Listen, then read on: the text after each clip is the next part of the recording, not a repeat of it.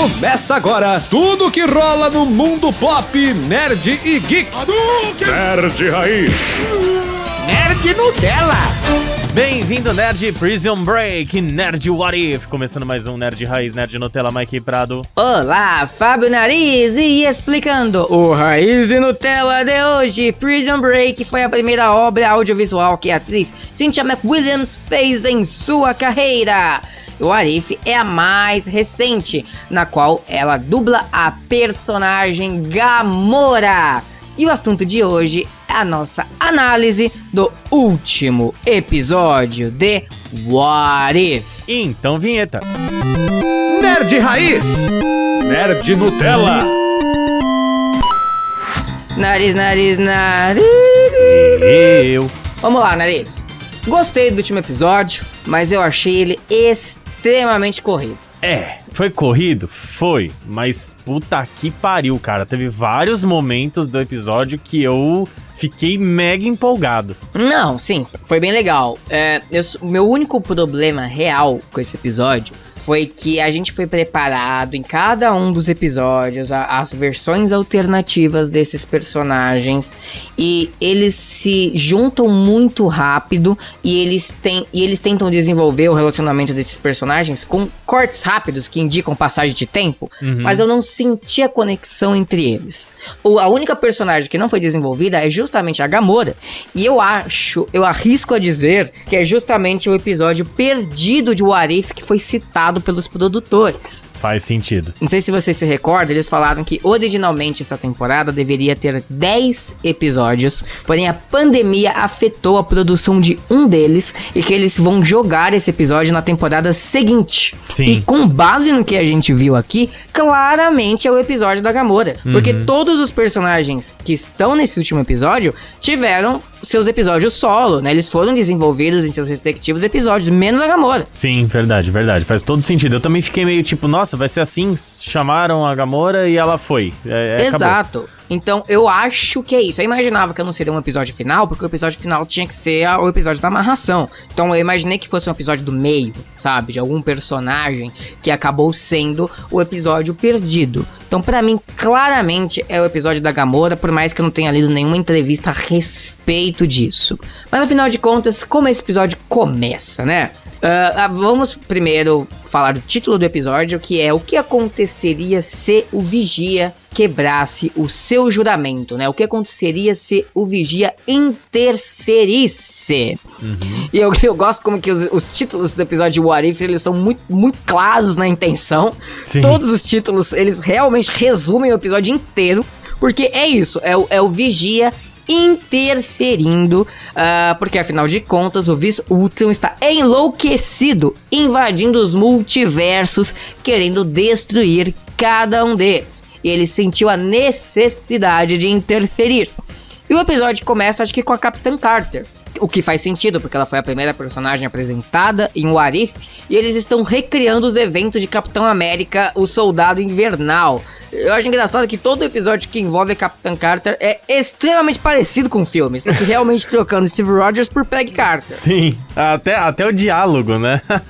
Sim, o diálogo que ela tem lá com a Viúva Negra, aliás, toda a situação criada é muito, muito parecida com a do segundo filme. Ela tá no topo do avião, se preparando para invadir um navio, né, que é o Lemurian Star, o nome do navio, se não me engano. E ela vai lá, acaba lutando com o Batroc, que vimos recentemente em Falcão e Soldado Invernal, né, diga-se de passagem. E ela tem um diálogo com a Viúva Negra que lembra muito o diálogo que o Steve Rogers teve com a Viúva Negra no Capitão América Soldado Invernal, que é basicamente o fato dele ser um velho no corpo jovem, sabe? Sim. Aqui acontece a mesma coisa com a Peggy Carter. Ela dá uma referência ao Steve Rogers, dizendo, pô, que se fosse o Steve ela estaria super feliz e etc. E é engraçado que o Vigia aparece pela primeira vez, né? Aparece de frente a Capitã Carter, recrutando a Capitã Carter. E é assim que ele começa a recrutar todos os outros personagens, né? E ele aparece meio que do nada. Eu acho engraçado o jeito que ele aparece. Ele realmente aparece como se fosse uma aparição, como se fosse meio que um fantasma. Na sequência, o Vigia, ele vai lá recrutar o T'Challa. E a gente vê também o finalzinho do episódio do episódio 2, né? Mostrando o que acontece após o encontro do Peter Quill com o seu pai Ego, que é o planeta vivo. E a gente vê que o Ego estava tentando absorver a essência do Peter Quill. E nós descobrimos que o T'Challa, né, o Senhor das Estrelas T'Challa, acaba impedindo que o Peter Quill fosse absorvido pelo seu pai, o Ego. Ele salva a vida do Peter Quill. Também trazendo aquele contexto de o T'Challa, né, o Senhor das Estrelas, ele ser um cara muito bem sucedido em salvar todo mundo, né? Exatamente, é maravilhoso. E claro, mais uma vez, o Vigia aparece sendo uma aparição, né, bem como se fosse um fantasma, e recruta o T'Challa. Lembrando que ele fala, não sei em qual momento do episódio que ele fala, não sei se é antes ou depois, de que ele precisava exatamente dessas pessoas, né, pra conseguir salvar o multiverso. Não entendo porque tinha que ser exatamente essas pessoas. Se eu fosse ele, eu recrutava, tipo, 7 Capitã Marvel, sabe? 7 Feiticeira Escarlate. Se eu pegava só os bomba atômica da Marvel mesmo.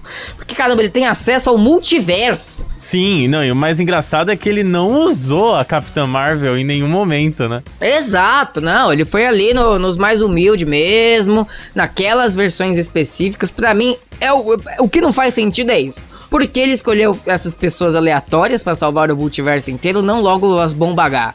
E repito, ele tem acesso a quantas Capitã Marvel ele quiser, sabe? A quantas Feiticeiras Escarlate ele quiser e etc. Mas enfim, tudo bem, eu aceito. É o tipo de coisa que eu aceito, tem que aceitar. E o próximo destino do Vigia é, até então, o local menos familiar para quem assistiu What If, porque é justamente o universo da Gamora, né? O universo que nós não vimos da Gamora. Ele vai lá pra Nidavellir. Nidavellir, pra quem não se lembra, apareceu em Vingadores Guerra Infinita. Foi onde o Thor foi atrás do anão gigante, que é interpretado justamente pelo Peter Dinklage. Isso, que interpretou o Tyrion Lannister no Game of Thrones. Exato, minha memória não tá ajudando. Entendeu? Que interpretou o Tyrion no filme é esse personagem. Relembrando que ele é um armeiro, não é armeiro? A pessoa que faz armas. Que ele era um planeta, né, de anões, que eram anões gigantes, que manufaturavam, é isso? Manufaturavam? Isso. Né? Eles que fizeram, por exemplo, o Mjolnir. Eles fazem as principais armas do universo. Sim. E vale dizer que Nidavellir é um dos 9 mundos da mitologia nórdica, de fato. É onde as grandes armas são feitas.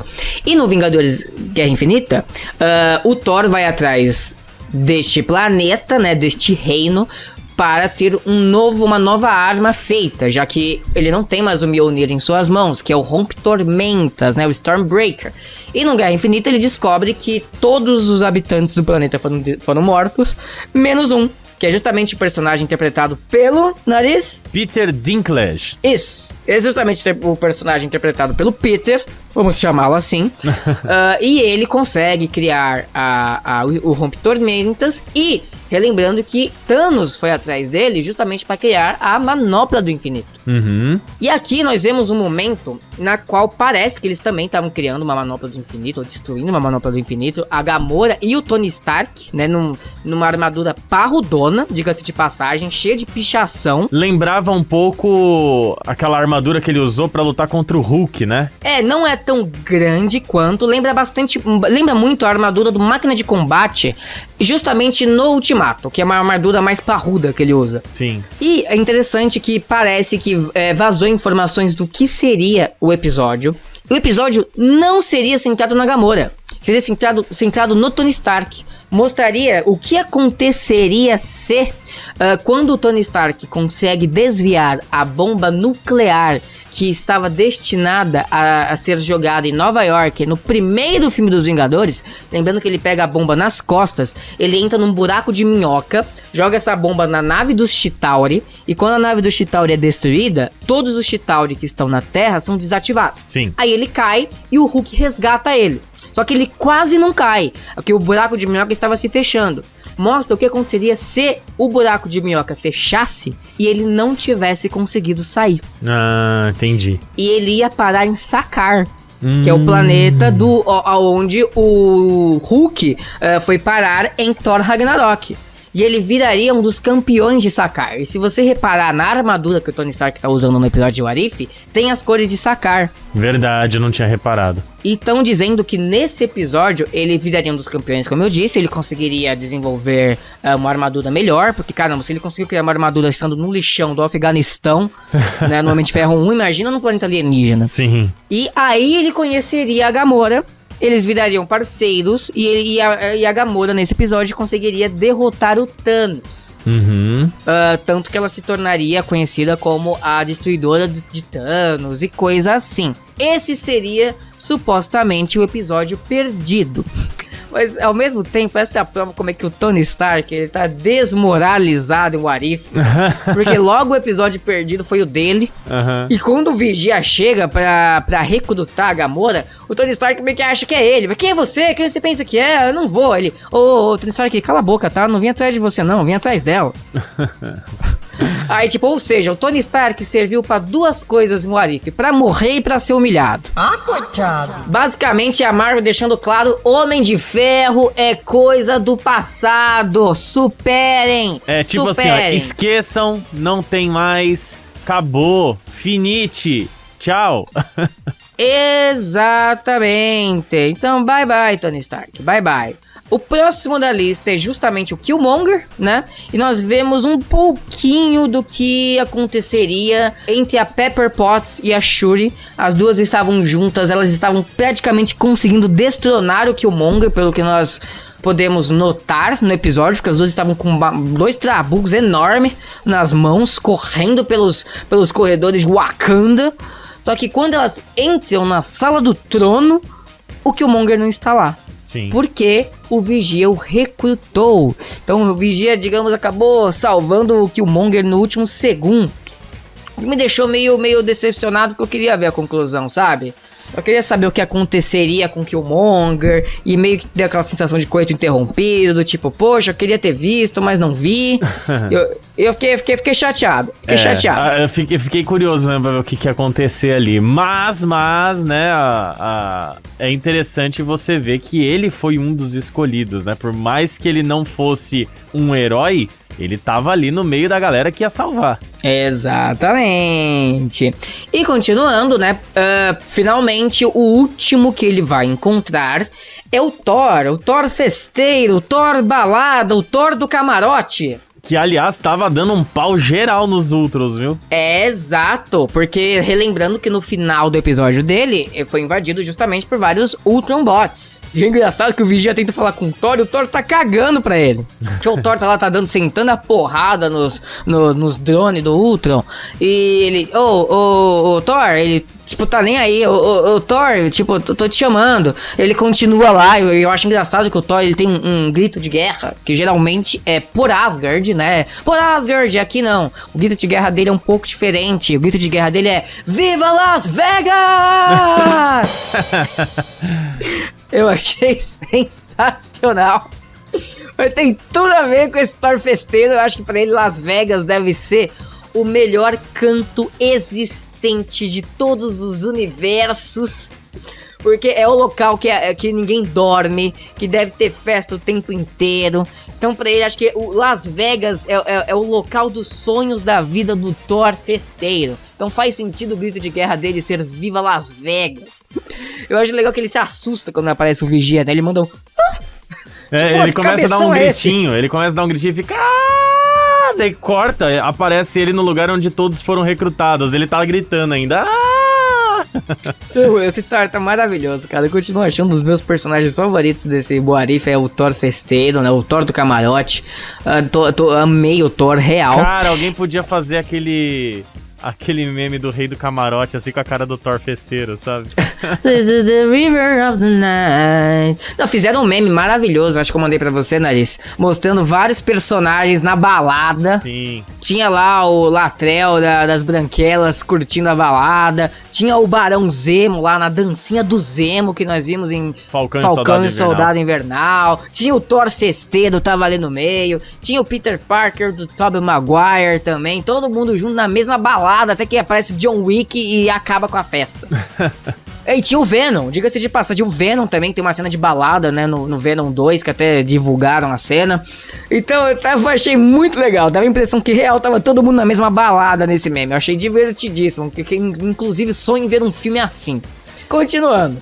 Aí, né, como o Nariz disse, todo mundo, ele se junta no mesmo ambiente. E é justamente um bar, né, tipo um pub, na qual a Capitã Carter tinha levado o Steve Rogers no primeiro episódio. Uhum. E quem está lá é o Doutor Estranho Supremo, que basicamente, junto do Vigia, explica pra eles qual é a missão, o que está acontecendo, o que o Ultron está fazendo, qual é o perigo do multiverso. E o Vigia meio que fala que escolheu a dedo cada um deles, que tinha que ser ele, senão não ia dar certo. Por sei lá qual razão não ia dar certo, mas o Ultron deixa claro que tinha que ser eles. E ele renomeia a equipe, né? Melhor dizendo, ele dá um nome pra equipe. E ele oficialmente batiza de Guardiões do Multiverso. Aí um pouco, acho, não sei se um pouco antes ou um pouco depois da nomeação, né, do nome da equipe, né, de Guardiões do Multiverso, o Thor, ele tenta fugir e a gente vê que não dá pra fugir dali. Sim. Que é que, tipo, o ambiente que eles estão, ele meio que travestiu de pub, porque era um local conhecido, pelo menos pra Capitã Carter, um local comum pra maioria das pessoas, é um bar, etc. Mas eles não estavam no pub de verdade, eles estavam naquele limbo entre multiversos. Então não tinha pra onde eles irem. Aí ele dá mais um gritinho de tipo, que ele quase caiu lá no infinito, seja lá onde eles estavam exatamente. E eu acho que, se não me engano, a Gamora que acaba convencendo a galera, dizendo que ela é capaz de destruir o Ultron, porque ela possui uma arma muito, muito conveniente. Pra caraca. Muito conveniente, chamada o Esmagador Infinito. Tipo, eles precisam destruir as joias do infinito, mas como? Olha só, eu tenho uma arma que faz exatamente isso, mas que coincidência! É, tipo, vem comigo que vocês passam de ano. Provavelmente no episódio da Gamora, eu também acho. O Thanos, né, ele já deve estar organizando de pegar todas as joias e ela consegue destruir o Thanos justamente com esse aparelho. Exatamente, e justamente por isso a Gamora acabou sendo importante para esse episódio, né? Foi recrutada pelo Vigia, porque ela tinha esta arma que era necessária para destruir as joias do infinito. Mas, como o episódio dela não foi exibido, ela apenas se tornou uma arma muito conveniente. Sim. Pareceu muito desenho animado mesmo, no sentido de que, sabe quando o desenho animado tira um martelo gigante da bunda, assim? Só pra conseguir. Olha, eu tenho isso daqui, gente. Exatamente o que precisamos. Sim. Enfim. Aí, né, o Doutor Estranho Supremo, que está fodástico no episódio inteiro. Inclusive, eu vi um meme que mostrou o seguinte. Mostrou todos os Guardiões do Multiverso reunidos, né? Aí mostrou a imagem de todos eles juntos e a legenda: Guardiões do Multiverso com 100% dos poderes. Aí na imagem de baixo tinha só o Doutor Estranho Supremo, sem os outros, né? E a legenda: Guardiões do Multiverso com 99% dos seus poderes. É, bem isso. Basicamente, ele era o fodão do grupo, o Doutor Estranho Supremo. Sim. E aí que vem um momento de que o episódio tenta criar uma certa intimidade entre eles, porque o Doutor Estranho leva eles, tipo, pra uma realidade inabitada, pra preparar os personagens pra batalha. Então eles são treinados pelo Doutor Estranho, tem cortes bem rápidos, e foi justamente nesse ponto que eu não gostei. Uhum. Vamos lá. O que eu acho que seria essencial? Que essa primeira temporada de What If deveria ter tido 11 episódios. O 10º seria justamente o da Gamora, que não vimos, que é o que deveria ter acontecido, e um episódio só de apresentação dos personagens. Mostrar eles se conhecendo, eles interagindo, eles treinando, sabe? Um episódio inteiro disso, pra justamente a gente sentir a vibe desses personagens juntos, os questionamentos, o porquê que eles estão ali, sabe? Eu senti falta de um episódio assim, um episódio de desenvolvimento da equipe, desenvolvimento da ligação entre eles. Cara, na verdade eu não precisava de um episódio só disso, mas sim um episódio mais longo. eles poderiam fazer o último episódio com 40, 50 minutos pra poder desenvolver um pouco mais, entendeu? Não ia ser um problema, por mais que os outros tiveram ali em torno de 25, 30 minutos, né, às vezes até menos, faz um pouco maior e trabalha mais esse tipo de desenvolvimento. Com certeza, se eles tivessem mais 10 minutos, daria pra ter um desenvolvimento muito melhor de cada personagem. Não, concordo. E foi isso que eu senti falta, como eu disse. Beleza, a sacada de mostrar os personagens em seus respectivos episódios solo foi boa? Foi boa, porque pudemos conhecê-los individualmente. Mas não conhecemos eles como equipe. E uma das melhores coisas do primeiro filme dos Vingadores é que os personagens já haviam sido apresentados em seus filmes solo, e a função do filme era criar a ligação entre eles como equipe. Sim. O que esse episódio, na minha visão, não fez bem. E deveria ter feito, porque é um episódio sobre os Guardiões do Multiverso. Então, eu senti muito essa falta de conectividade com os personagens como equipe, basicamente. E seria a oportunidade, já que eles não tiveram como apresentar a Gamora no seu episódio solo, seria a chance de a gente conhecê-la melhor, igual aconteceu com o Gavião Arqueiro, por exemplo, no primeiro filme dos Vingadores, no qual aconteceu com a própria Viúva Negra. Por mais que ela tivesse sido apresentada em Homem de Ferro 2, ela foi desenvolvida de verdade só em Vingadores. Sim. Ou seja, a própria Marvel Studios mostrou que, mesmo com personagens que não tiveram seus filmes solo, daria pra desenvolvê-los. Mas tudo bem, acontece, eu entendo, era a proposta ser um episódio curto mesmo, né? A proposta de What If é essa, ser uma aventura rápida. E aí vem a treta. Porque o Thor já tinha cantado a letra que uma das principais habilidades dele era chamar atenção indesejada. Ele já tinha falado, um dos meus principais dons é chamar a atenção indesejada. Aí ele decide soltar um raio meio aleatório, eu não lembro a razão que ele solta o raio. E o raio é o suficiente para chamar a atenção do Ultron, né, do Vis-Ultron, o Ultron do mal mesmo, né, o grande vilão. Aí meio que todo mundo olha meio torto pro Thor, ele fala, bem, eu avisei, né, que eu tô aqui para chamar a atenção indesejada. Isso ele não mentiu, né, porque foi só ele brincar um pouquinho, pau, já era. Exato. Só que uma coisa que o Ultron não estava esperando é que ele acreditava cegamente que ele era capaz de derrotar os personagens facilmente. Afinal de contas, ele tá com as Joias do Infinito. Só que o Doutor Estranho Supremo, ele lança um feitiço de proteção em todos, que dá a impressão que eles ficam com uma armadura, sabe? Eles parecem o Cavaleiro do Zodíaco ali. Sim, foi legal, foi bem da hora ver esse feitiço. Lembrou um pouco, no próprio episódio do Doutor Estranho, as runas que jogaram no Doutor Estranho bom, né? Que era pra proteger. Só que a dele era superior, assim, tipo, nível Cavaleiros dos Zodíacos de ouro, sabe? Sim. Lembrou um pouco também, eu tava vendo o trailer dos Eternos, e a magia da Tina, que é a personagem da Angelina Jolie, que ela tem um poder de conjurar armas, ela conjura umas armas douradas, sabe? E tem um cara que é o tecnológico. O poder dos Eternos envolve, tipo, umas linhas douradas, sabe? Então lembrou um pouco o aspecto dos poderes dos Eternos que vão estrear agora em novembro. Lembrou um pouco isso, mas enfim. Aí, eles tinham uma missão. E a missão deles era justamente pegar uma das joias do infinito do Ultron. Eu não sei se eles tinham um foco específico na joia da alma, daqueles que acabaram pegando justamente a joia da alma, ou se foi simplesmente a joia que eles conseguiram pegar. Eu acho que eles tinham combinado de pegar a joia da alma, se eu não me engano era tipo assim, é essa joia que tem que pegar, que eu acho que a maquininha, ela dependia da joia da alma pra funcionar, alguma coisa assim. Ah, entendi. Então, tanto que eles estão tentando... tem uma cena muito parecida em Vingadores Guerra Infinita, em que eles estão tentando tirar a manopla do infinito do Thanos. Uma cena em Titã, que tá todo mundo tentando distrair o Thanos, até aparece a Mantis, que consegue controlar a calmaria do Thanos, só que não dá certo.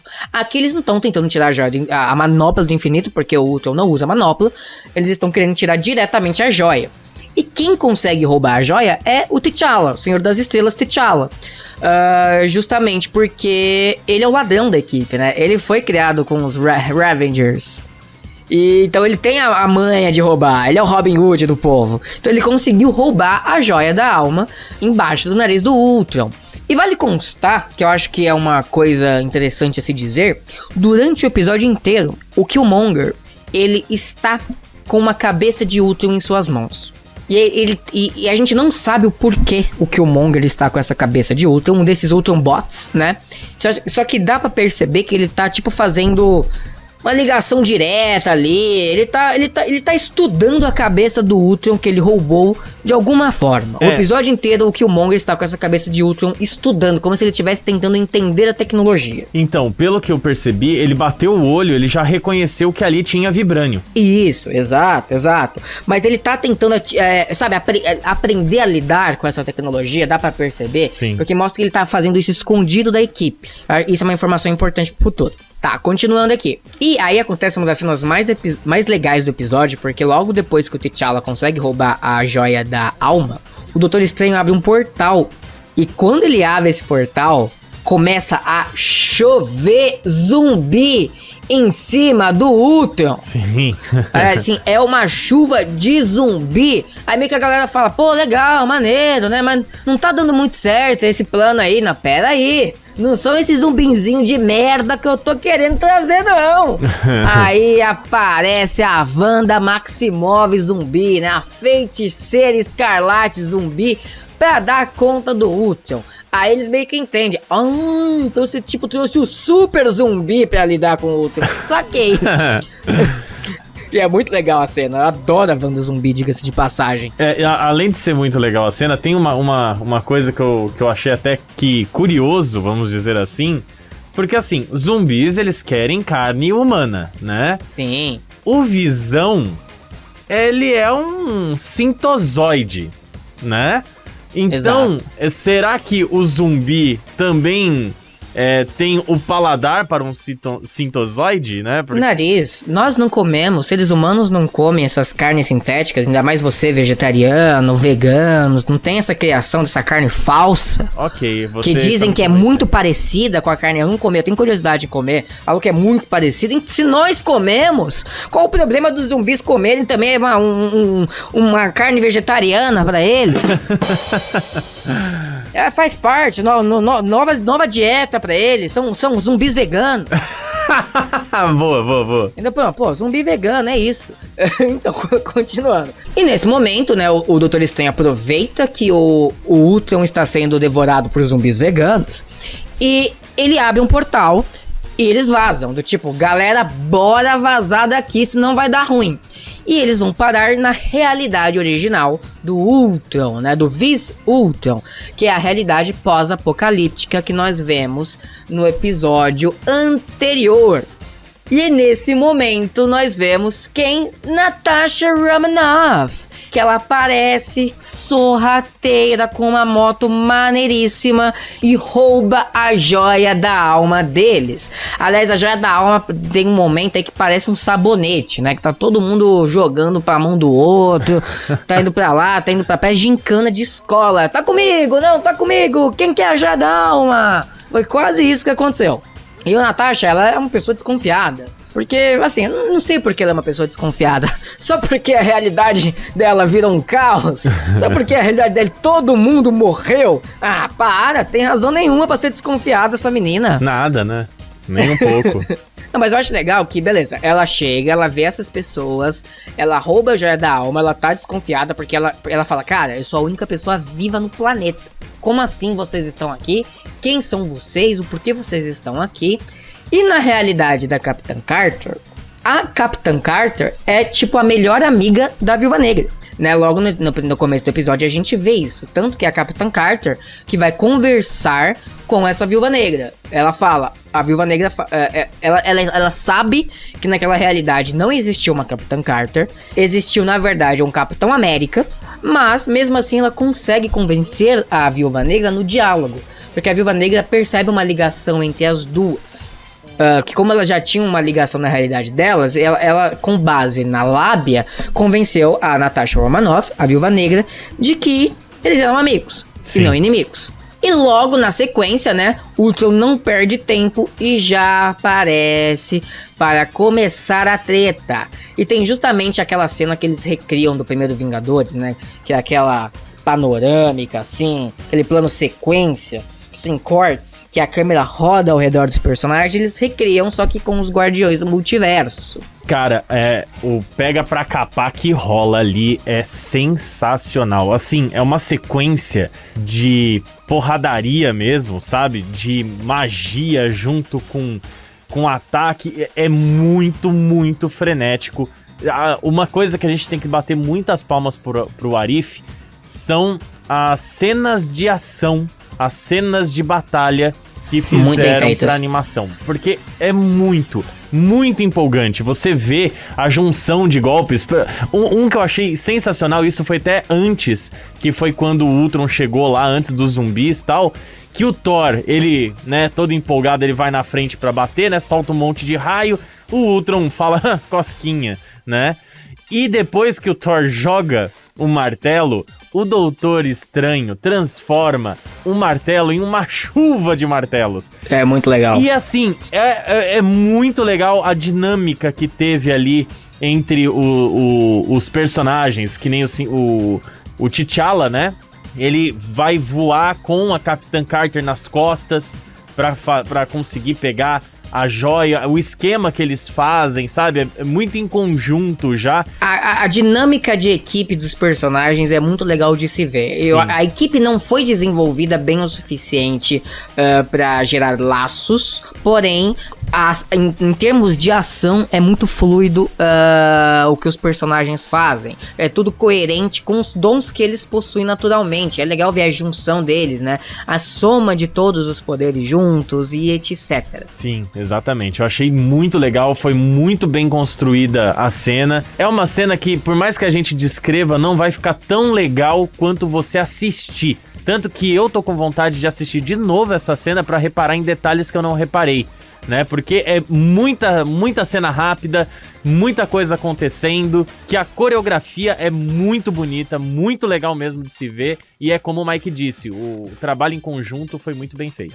Isso a Marvel sabe fazer bem, né? Já tá fazendo desde o primeiro Vingadores, então a gente sabe que a Marvel Studios sabe trabalhar essas cenas de ação em equipe. Tá, aí continuando, né? No final da treta entre eles, o grupo, eles conseguem pegar lá o esmagador do infinito, The Infinite Crusher, e eles conseguem sugar as joias do infinito que estão no peito do Ultron. Não é isso que acontece, Nariz? Sim, eles colocam lá, né, a maquininha pra funcionar, a maquininha sobe em cima do Ultron e você fala, acabou, foi assim que terminou, né, não sei o que. Só que a explicação que vem depois eu achei muito doida, mas eu entendi, mesmo não fazendo tanto sentido ali na hora, assim, que foi o fato da máquina foi lá pra destruir as joias, você vê a máquina pegando e o Ultron praticamente sendo explodido, né, tipo, dizimando essas joias. Porém, a máquina foi feita para joias do infinito do mundo da Gamora. Então, isso. Não acontece absolutamente nada com o Ultron e ele ainda recupera outra joia. É isso que eu fiquei meio tipo, what? Eu achei bizarro, porque as joias do infinito funcionam em todas as realidades, mas a máquina que destrói elas tem que ser só as joias do infinito daquela realidade? Então, eu achei meio estranho isso aí mesmo, mas tudo bem, a gente aceita, né? Ok, enfim, furinho de roteiro acontece, não tem como você fazer um universo tão grande e compartilhado sem que ele acabe virando um queijo suíço. Nos quadrinhos é assim também. Aliás, nos quadrinhos, recentemente a Marvel tá lançando umas histórias muito boas, diga-se de passagem, que serve para organizar a cronologia. A primeira que eles fizeram foi com os X-Men, que é o que possui a cronologia mais confusa e furada de todo o Marvel Comics. E eles contrataram um roteirista muito bom. Eu esqueci o nome da história que eles escreveram, mas basicamente o roteirista ele fez um trabalho de garimpeiro, pegando todas as histórias dos X-Men, desde a década de 60 até 2020, né, que foi quando a história saiu, e ele colocou em ordem cronológica, porque, por exemplo, quando o Wolverine apareceu, nos anos 70, a gente não sabia a origem do Wolverine. Então a origem do Wolverine só foi aparecer anos depois. Então, mas cronologicamente, a história que veio depois veio antes. Então a função dele foi colocar na ordem cronológica todos os fatos de 50, 60 anos de quadrinhos dos X-Men, explicar todos os furos de roteiro, consertar todos os furos de roteiro. Ele criou uma bíblia dos X-Men, entendeu? Sim. E a Marvel considerou canônica. Ele falou, agora, se você quiser saber como que funciona a cronologia dos X-Men inteira, compre essa HQ. Que tá tudo aqui. O cara, ele organizou, corrigiu os furos, corrigiu os erros cronológicos e etc. E tipo, é comum isso acontecer porque são 50 anos de história. Vai ter furo, são 80 mil roteiristas assumindo. Ele não vai lembrar o que o anterior ou o anterior do anterior fez. Sim. Vai dar cagada. Não tem como. Então, menos que o Kevin Feige contrate alguém pra pegar tudo que aconteceu no MCU, desde o primeiro Homem de Ferro, o Arif, as séries e etc, pra dar uma corrigidinha, né, uma lapidada ali nos furos. Esses furinhos vão acontecer. Sabe? Eu ainda acho que o Doutor Estranho vai acabar, o próximo filme do Doutor Estranho, que é o No Multiverso da Loucura, vai acabar dando algumas explicações, que aquela viagem do tempo de Vingadores Ultimato, ela é meio cagada também, entendeu? O arco do Capitão América ali tem que explicar direito. Eu acho que o filme do Doutor Estranho vai acabar explicando isso, vai servir pra explicar isso. Então, enfim, acontece, erros cronológicos acontecem, ele tem uma explicação muito simples também, se ele quiser. Ele pode falar, beleza, neste universo de What If é assim, são vários universos alternativos e cada universo tem sua regra. Pronto. Mas enfim, não vem ao caso. E aí, né, o Ultron, né, ele percebe que ele precisa matar o Doutor Estranho pra tirar o feitiço de proteção dos Guardiões do Multiverso pra conseguir, de fato, derrotá-los. E o que a Natasha faz, Nariz? Ela vê aquela flechinha, né, que teve no episódio anterior, que está, né, com a inteligência ali do... Armin Zola, agora eu que esqueci o nome. E daí ela fala, é o momento. Daí ela junto com a Capitã Carter fazem um plano assim, muito rápido, assim, tipo assim, ó, você faz isso, eu faço isso, beleza? E enquanto isso, o Ultron já tinha percebido que o BO era o Doutor Estranho e ele começa a atacar uma explosão de energia com as joias do infinito até destruir, entendeu? A turma que tava ali. E nisso... Vale dizer que a cena da Natasha com a flecha, que ela tem o plano junto com a Capitã Carter, é bem interessante de se ver. Dá pra ver claramente que ela teve aulas no pós-apocalipse com o Gavião Arqueiro e de arco e flecha, porque ela tem uma mira excelente, que ela dá uma subida de moto, a moto tá em câmera lenta, ela mira no olho do Visultron a flecha e joga a flecha com a Armin Zola no olho do maldito. Não, é incrível que você fique imaginando, você fala assim, tudo bem, o Gavião Arqueiro, a gente já aceita ele conseguir fazer isso em movimento, em pleno ar, etc e tal. A Natasha, a gente sabe que ela é uma ótima espiã, tem mira muito boa, etc. Mas é aquele negócio, ali vai tá meio que mostrando o que vai acontecer na série do Gavião Arqueiro, né? Porque ele ensinou muito bem, porque imagina, você tá em alta velocidade numa moto, voando no ar, você virar de lado com arco e flecha, mirar no olho do bicho pensando em parábolas, né? Porque você tem que pensar na curva que a flecha vai fazer por conta da velocidade da moto. Então, assim, ela foi do vento. Muito foda. E ela dedica a flechada ao Clint, né? Ela fala, tipo, é por você, Clint. Sim, algo assim. Foi isso mesmo. Por isso que eu acho, assim, não explica, mas os dois ficaram sozinhos, eles foram basicamente os únicos seres humanos vivos do planeta Terra inteiro. Uhum. E, cara, beleza, já que você tá num pós-apocalíptico, né, no mundo pós-apocalíptico, eles têm que se ensinar, né? Ela provavelmente ensinou o Clint várias coisas, o Clint ensinou ela várias coisas, e ela deve ter se tornado uma baita arqueira nesse período de tempo. Eu me convenço com a minha própria história aqui. Enfim, continuando. E logo na sequência, né, a flecha dá certo. Não dá certo, Nariz? Vai bem no globo do Visultron, e com isso...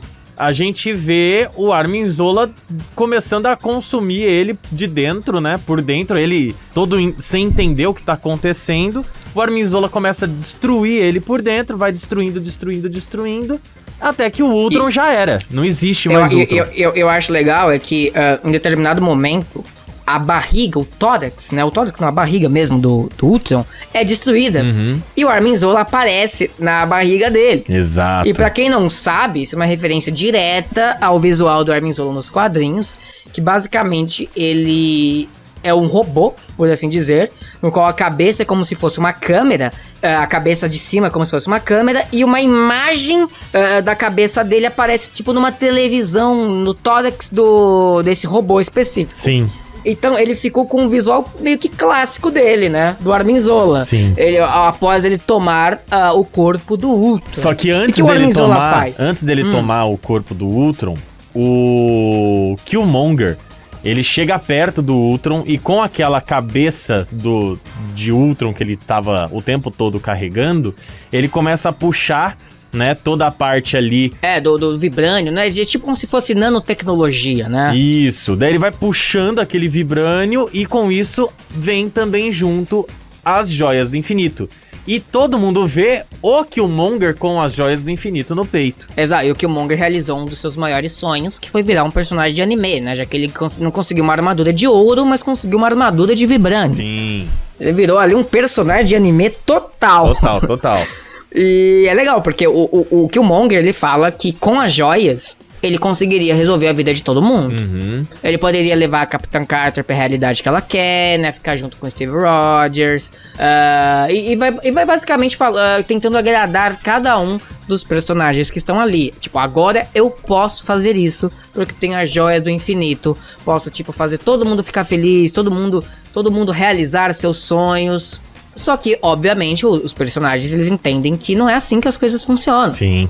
E eles tentam derrotar o Killmonger, que não adianta ele tentar resolver o problema de cada um deles. Sim, e é nesse momento que o Armin Zola se levanta, né, comandando o corpo do Visão, e o embate fica em quem vai conseguir pegar as joias do infinito. Daí fica Killmonger e Armin Zola meio que fazendo como é que a gente pode dizer? Parecia uma magia de tentar trazer as pedras pra perto da mão. Fica a pedra indo pra lá e pra cá, no ar. Exatamente. E aí começa essa treta entre os dois. E é quando a gente percebe que o Vigia não queria em nenhum momento que as joias do infinito fossem destruídas. Porque nesse momento, o Doutor Estranho Supremo, ele consegue aprisionar o Killmonger e o Armin Zola em uma dimensão diminuta, né? Em uma pocket dimension, como é que eles chamam? Dimensão de bolso, né? E dessa forma a ameaça dos dois acaba. Muito similar com a própria dimensão que ele criou para ele mesmo após ele destruir o universo dele, né? O Doutor Estranho destruir o seu universo. Ele consegue fazer isso com os dois personagens. Eles ficam, tipo, em miniatura dentro de uma espécie de bola nas mãos do Doutor Estranho Supremo. E, mais uma vez, né, o próprio, como eu disse, o Vigia disse que o plano dele não era esse. Não era destruir as joias do infinito. E que justamente tinha que ser aqueles personagens específicos, porque se fosse qualquer outro, eles iam acabar destruindo as joias do infinito. E que ele sabia o que poderia acontecer, as consequências. Ele sabia desde o início que o Killmonger ia trair eles. Ele não escolheu o Killmonger à toa.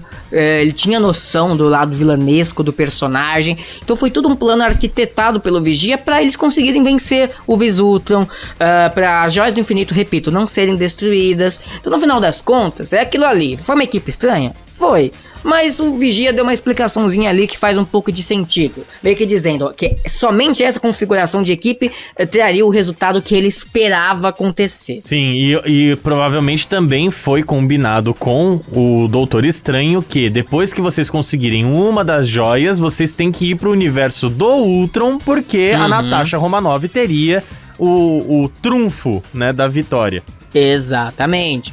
E aí, né, nós vemos o Doutor Estranho concordando com o Vigia, de que ele deveria ser o guardião desta dimensão compacta, ficar sempre olhando para ver, para não permitir que os dois personagens, né, os dois vilões, saíssem dessa dimensão compacta, e os personagens voltam respectivamente para suas realidades. Mas só um adendo, o Doutor Estranho, ele dá um sorrisinho quando ele carrega essa dimensão compacta, sabe? Sim. Lembrando que ele não é muito flor que se cheira, esse Doutor Estranho Supremo. Ele dá um sorrisinho meio...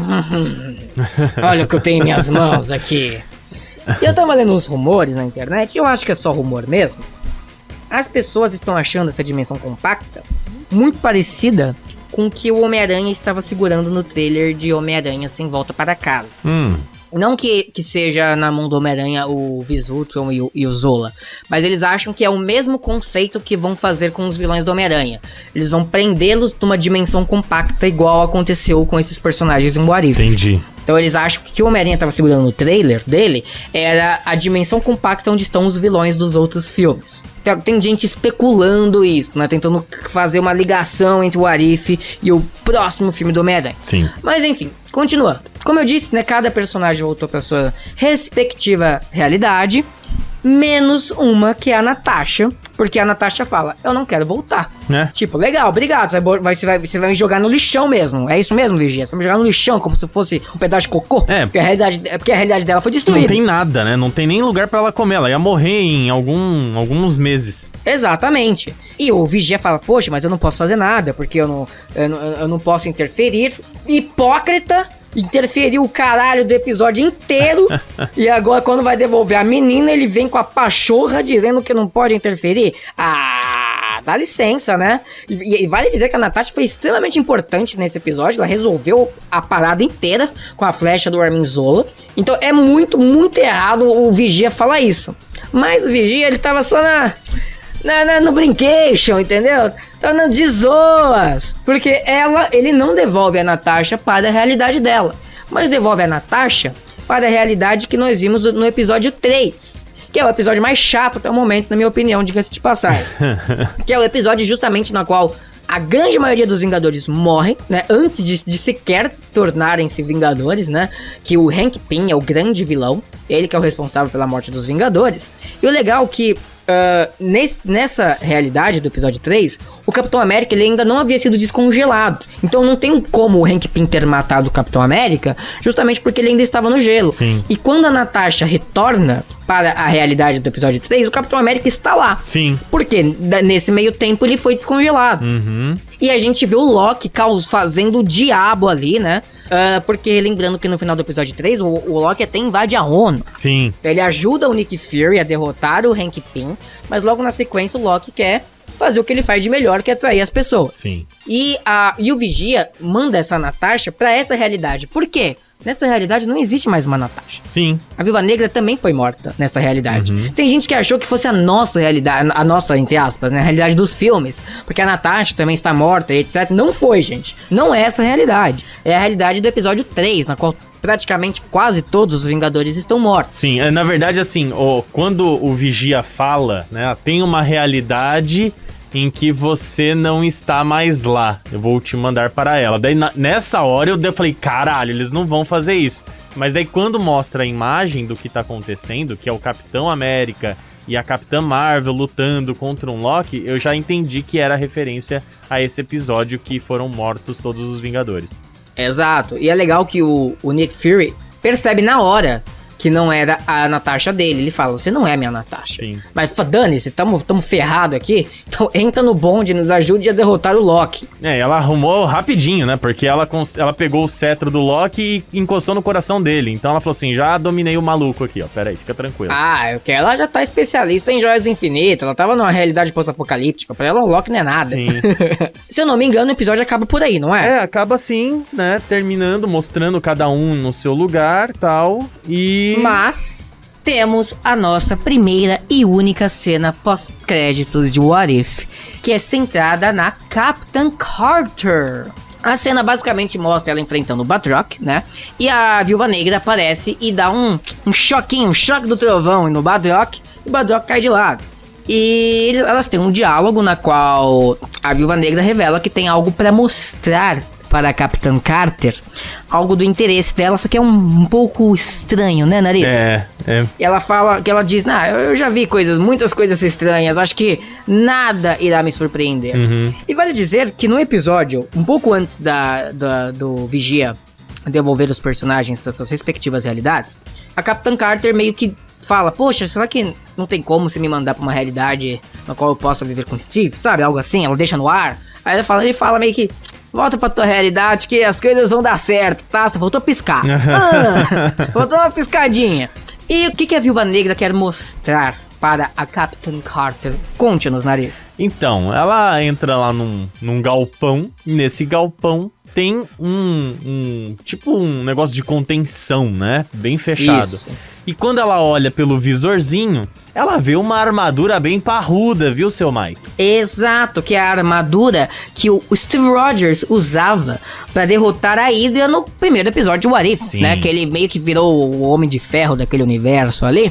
E a Viúva Negra diz, e não é só a armadura que tá aí não, tem alguém dentro dela. E o episódio acaba. Ou seja, eles evitaram que a gente visse provavelmente um cadáver em decomposição, né? Pedaços de ossos. Um zumbi. Porque, né, não, porra, 70 anos, meu filho. É. 80, sei lá. Verdade.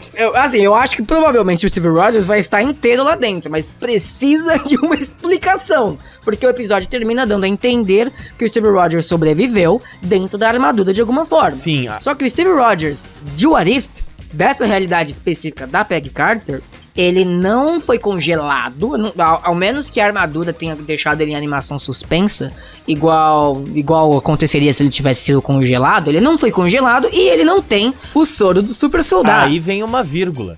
Ele pode ser o soldado invernal da realidade da Capitã Carter. Pode ter sofrido alguma experiência que nós não vimos, porque ele foi sequestrado por algum tempo pela Hydra. Ele ficou um tempão dentro da armadura sequestrado. É possível. Sim. E aí vem aquele X da questão. Quando a Capitã Carter, né, desaparece, ele pode ter ficado meio doido, tentou ir atacar a Hydra, fazer alguma coisa, e nessa, né, ele ter sido capturado e ter sofrido algum tipo de experiência. Explicações não faltam pra trazer Steve Rogers de volta. Explicações não faltam. Mas o What If oficialmente termina aí. Muito bem. Vamos lá. Vou fazer minhas considerações. Gostei do episódio, como eu disse. Eu tenho problemas com o ritmo desse episódio, como eu também já citei. Eu acho que, mais uma vez, eles deveriam ter explorado melhor esses personagens e mais tempo, ou um episódio extra, seria essencial. Mas, de uma forma geral, foi uma excelente conclusão, apesar de corrida. E me deixou curioso para ver a segunda temporada de What If, que já está confirmada. Eu só acho estranho como é que eles vão encaixar esse episódio da Gamora, já que eles falaram que eles vão jogar pra segunda temporada. Porque já foi feito o arco dela, né? Já foi desenvolvido, ela já ajudou a galera. A segunda temporada tem que ser outras questões. Eu acho que vai ficar muito jogado esse episódio da Gamora nessa eventual segunda temporada. Provável. E falando da temporada em si de What If, digamos que de 5 estrelas, que é o máximo que geralmente a crítica dá pra um filme ou uma série, eu dou um sólido 3. 3 estrelas. Eu achei legal, mas eu não achei nada espetacular como eu esperava que fosse ser. Eu achei divertido, eu achei uma boa experiência, mas eu achei eles muito limitados, e o What If permite muita piração. E eu não vi tanta piração assim, só em alguns episódios. Nos episódios finais, no episódio do Doutor Estranho, mas no geral eu achei eles muito autocontidos. E eu espero que na segunda temporada eles pirem mais, que é justamente uma promessa na qual os diretores, showrunners e roteiristas de What If prometem. Eles estão prometendo que na segunda temporada vai ser mais maluco o What If. Legal, assim a gente fica feliz, né? Exatamente, ficamos muito felizes. Mas, assim, de uma forma geral, como foi a primeira vez que a Marvel Studios fez uma animação, eles ainda eram meio que obrigados a se manter fiéis aos acontecimentos do MCU, de certa forma, já que eles tinham que modificar os acontecimentos do universo cinematográfico da Marvel. Eu achei interessante. Eu espero que eles invistam um pouco mais na animação em si. Por mais que eu tenha achado as lutas muito legais, eu não sei se eu gostei desse estilo que que é batizado de cel shading. Cel shading, durante muito tempo, foi usado em games. Tipo, vários jogos do Dragon Ball, desses jogos que tentam emular desenho animado, sabe? Eles usam essa tecnologia de cel shading, que tenta fazer um 3D que lembra 2D. Tá. Então é isso que eles usaram em What If. E eu tenho sérios problemas com o cel shading, especialmente na parte de animação facial. Eu não gosto da animação facial de What If. Tá. Mas o movimento eu acho ok, eu acho legal o movimento. Mas eu espero que eles invistam um pouco mais na segunda temporada. Porque beleza, já deu certo, já está dando resultado. E uma coisa que eu queria ter visto era mais conexões diretas com o MCU.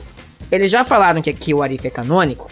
e que muito provavelmente a Capitã Carter aparecerá em live action em Doutor Estranho no Multiverso da Loucura, mas eu queria ter visto mais indícios disso, informações mais diretas.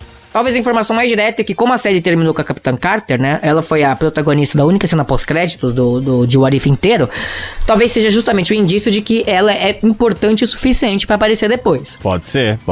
Né? E lembrando que um dos maiores rumores de Doutor Estranho no Multiverso da Loucura é que os Illuminati vão aparecer e que um dos membros dos Illuminati é a Capitã Carter. Olha. Né? E a gente sabe que o Xavier já tá vazando artes conceituais com o Professor Xavier. Então, eu tenho minha curiosidade e eu acho que a Capitã Carter ainda vai ser bastante explorada no futuro da Marvel Studios, não só em What If, mas em Doutor Estranho ou em eventuais outros projetos. Mas eu queria ter essa sensação com os outros personagens também. Eu acho que o Doutor Estranho Supremo tem chances de aparecer em Doutor Estranho no Multiverso da Loucura, e eu gostaria muito de ver o Visutron também em Doutor Estranho.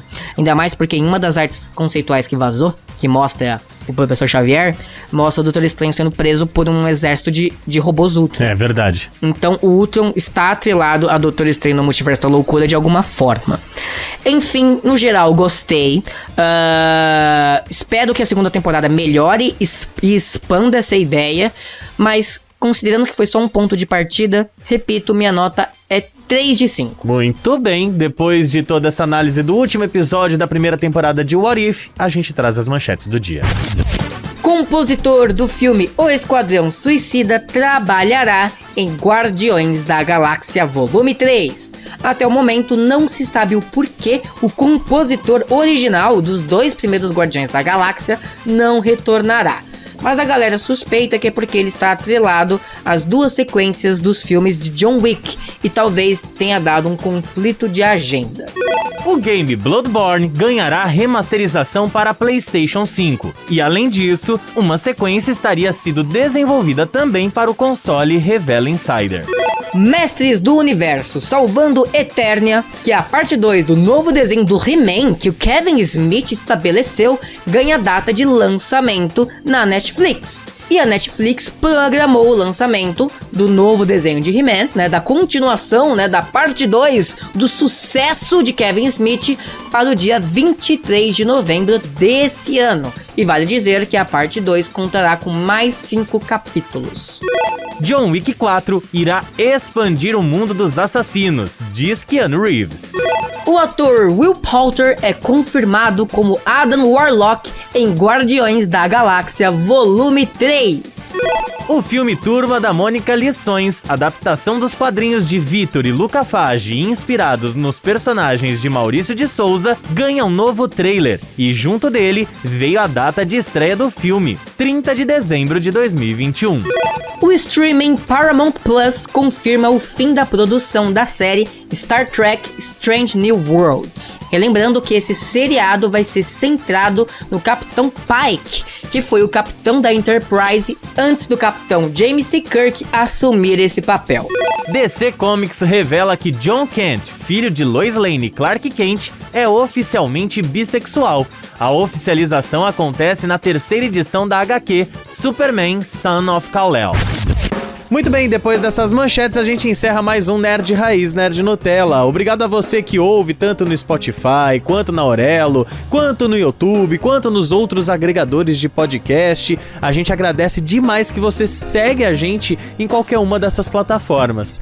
Lembre-se, você também pode seguir a gente no Instagram, @NerdRaizNerdNutella. Por lá você tem a publicação de todos os episódios e você pode mandar dicas, sugestões ou comentários, tanto na @NerdRaizNerdNutella quanto nos nossos pessoais, né, Mike? Exatamente, e você me encontra no perfil @mlegoprado, tanto no Instagram como no Twitter. O meu @FabioNariz87 no Instagram e FabioNariz no Twitter. Indique o Nerd Raiz Nerd Nutella para as pessoas que gostam desse assunto que você conhece. Ela gosta de assunto nerd, assunto geek, assunto pop, então indique o Nerd Raiz Nerd Nutella, que a gente vai trazer muito conteúdo e você vai poder debater com essas pessoas que você indicou, tá certo? Muito obrigado mais uma vez pelo download e quando você menos esperar no seu feed tem mais um Nerd Raiz Nerd Nutella. Você ouviu Nerd Raiz Nerd Nutella. Roteiro Mike Prado, esta fera. Edição Fábio Nariz, galera.